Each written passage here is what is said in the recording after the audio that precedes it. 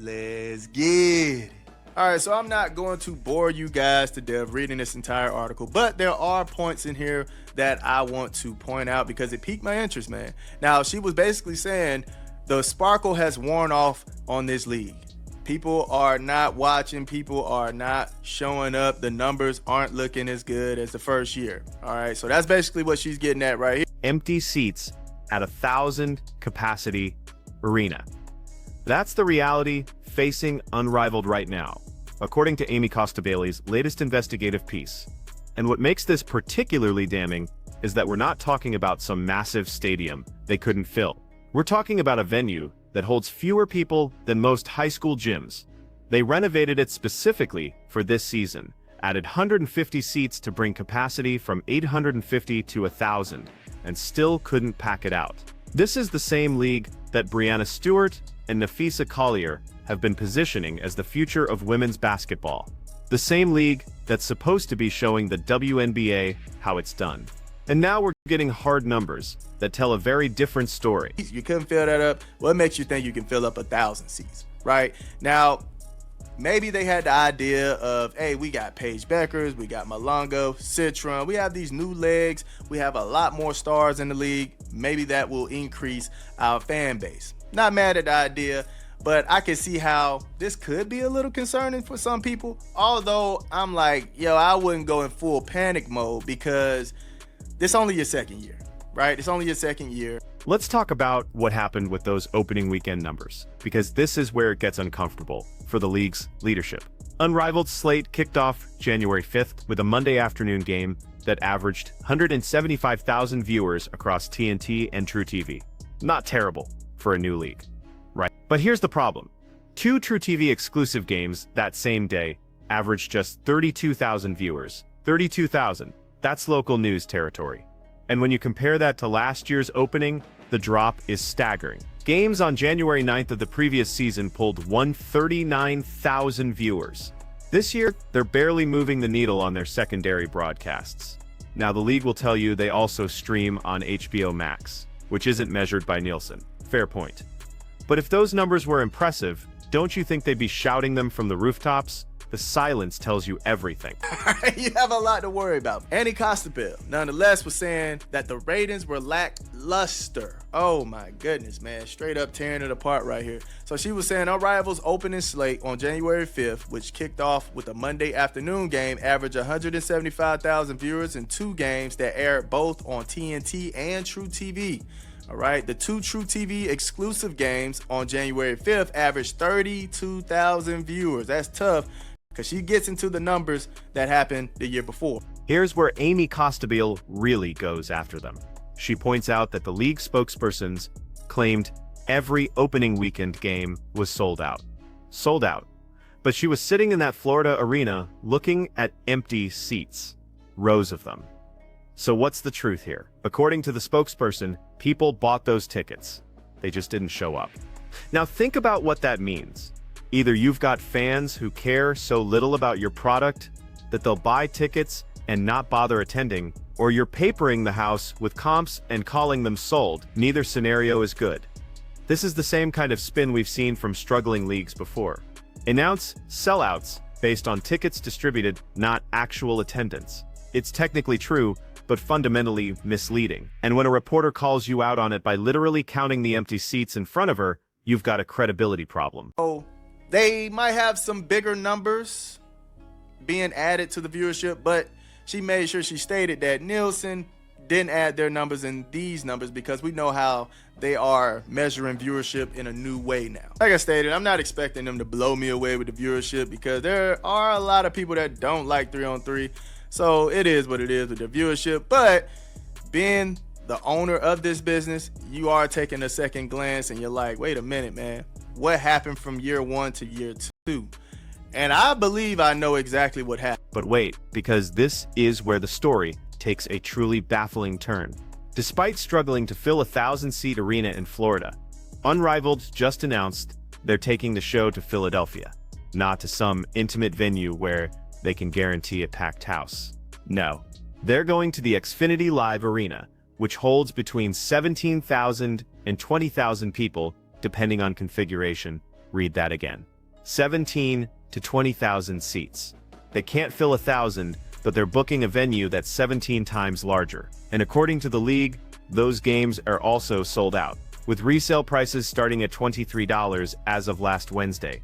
Now, either this is the most brilliant marketing move we've ever seen, or someone is setting themselves up for a very public embarrassment. Because if that arena isn't packed on January 30th, if there are visible empty sections in a 17,000-seat venue, the optics will be devastating.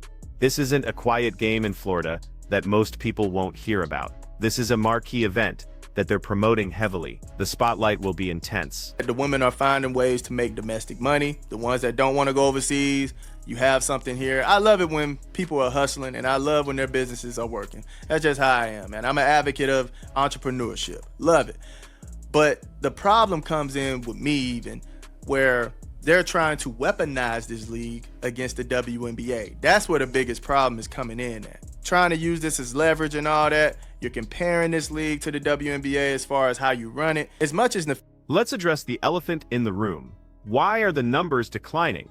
Because that year-over-year comparison is brutal. Last January, Unrivaled's opening games pulled 312,000 viewers across TNT and True TV. This year, 39,000. That's a 55% drop in viewership from Season 1 to Season 2. For a league that's supposed to be building momentum, that's catastrophic. Yes, there were competing factors. NFL playoffs were happening. They started on a Monday, which is traditionally a dead zone for sports viewership. But those same challenges existed last year, and they still pulled better numbers. The uncomfortable truth that nobody in the league wants to say out loud is this: the novelty has worn off. Year 1, people tuned in out of curiosity. They wanted to see what this 3-on-3 format was about, wanted to support the players they love from the WNBA. But curiosity only carries you so far. If the product doesn't hook viewers, they don't come back for Season 2. They've been making themselves look a certain way in this CBA negotiation, man. They have been ruining their image, turning people away from wanting to even support anything that their names are attached to at this point. And it's starting to hit, man. Now, I'm afraid they done got ahead of themselves just a tad bit too much, saying this league is sustainable after the first year, bigging up this league like it's the Holy Grail. I mean, yeah, it don't look good for them, man. We look here, they had 312,000 viewers across TNT and True TV last year versus... And then there's the Alyssa Thomas situation, which might be the most telling part of this entire story. Thomas is back playing in Unrivaled this season, but she's also made it very clear that 3-on-3 basketball isn't her preference. In fact, she specifically said it's harder to transition back to 5-on-5 after playing 3-on-3. That's a direct criticism of the format. So why is she there?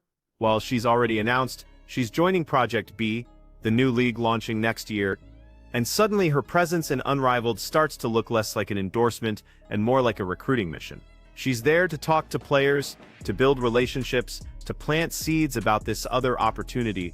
This is exactly what Unrivaled players have been doing to the WNBA, using their platform in one league to undermine and recruit away from another, and now it's happening to them. The irony is almost too perfect. Breanna, Stewart, and Napheesa Collier spent months positioning Unrivaled as the superior alternative to overseas play, talking about how players should prioritize this domestic option. Now someone's in their league doing the exact same thing, promoting a competing domestic option that they believe is superior. There could be a lot of things that come into play with this viewership number. I think we had football going on at that time, that's pro and college, right? I think they started on a Monday, so that was a terrible day to start. So it's a lot of nuances that go within that number, but seeing how people are excoriating this league and excoriating them, it's hard to say that their actions aren't making an impact to how people want to watch and support. Now, as we go down just a little bit more, she ended up talking about the league spokesperson and kind of putting them on blast. She didn't say her name, she just said the league spokesperson. Here's what makes the viewership decline particularly concerning for Unrivaled's long-term viability. They added major star power this season. Paige Beckers is there. Miles Ionescu is there. These are household names in women's basketball, players with significant followings. The roster is objectively more talented and more marketable than year 1, and yet the numbers went down. That tells you the problem isn't star power. It's not name recognition. The problem is either the format itself or how the league has positioned itself in relation to the WNBA. Because let's be honest about what's happened over the past 6 months. Stewart and Collier have spent the WNBA's CBA negotiations using Unrivaled as leverage, holding it up as an example of how a league should operate, implicitly criticizing the W at every turn. That strategy has backfired spectacularly. WNBA fans have turned on them. The goodwill they built over years of excellence has evaporated. And now when Unrivaled needs those fans to tune in, to buy tickets, to support the product, those fans are saying no thanks. You spent months telling us the WNBA isn't good enough. Fine. We're not watching your league either. Tickets and merch sales, and said despite empty seats in Florida, a league spokesperson said that every opening weekend game was sold out. She didn't have to do that, fam. Why she poured them out like that? She was like, so basically the seats were empty, but people paid for those tickets. That's what you're telling me. Also in this little part that was really interesting because I'm like, how? She ended up stating the league will also feature a tour stop in Philadelphia. Let's talk about sustainability, because that's the word Breanna Stewart used after just one season. She called Unrivaled sustainable, based on, what, 1 year of operation funded by venture capital? That's not sustainability. That's a startup burning through investment money. Real sustainability means consistent revenue growth. It means year-over-year increases in viewership, attendance, and sponsorship deals. It means proving that the business model works not just when it's new and shiny, but when the novelty fades and you have to compete for attention in a crowded sports marketplace. By every metric we can measure publicly, Unrivaled is moving in the wrong direction. Viewership down, attendance struggling to fill a tiny venue, the league having to rely on technical sellout claims while reporters count empty seats. These are not signs of a sustainable business. These are warning signs that the model might be fundamentally flawed. And here's the thing about venture capital. Investors are patient until they're not. They'll fund losses for a while if they see a path to profitability. But when the numbers start trending the wrong way in year 2, when growth stalls before you've even achieved scale, that's when the conversations get difficult. That's when people start asking hard questions about whether this thing can actually work. I think it skipped a little bit, but she was like, if I hit this, everybody is off work. Hold on. She almost hit the second one, man. They almost had off.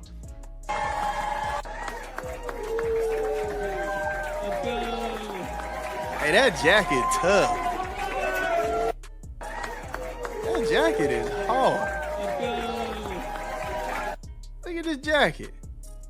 Oh man, I know they'll make millions off of that jacket. So where does this leave us? We've got a league that's struggling with the fundamentals of running a sports business. They can't fill a small arena. Their viewership is declining significantly year over year. They're making questionable decisions like booking a 17,000-seat venue when they can't pack 1,000 seats. And their public messaging doesn't match the reality that reporters are witnessing firsthand. But here's what really matters. This isn't just about Unrivaled success or failure as a business.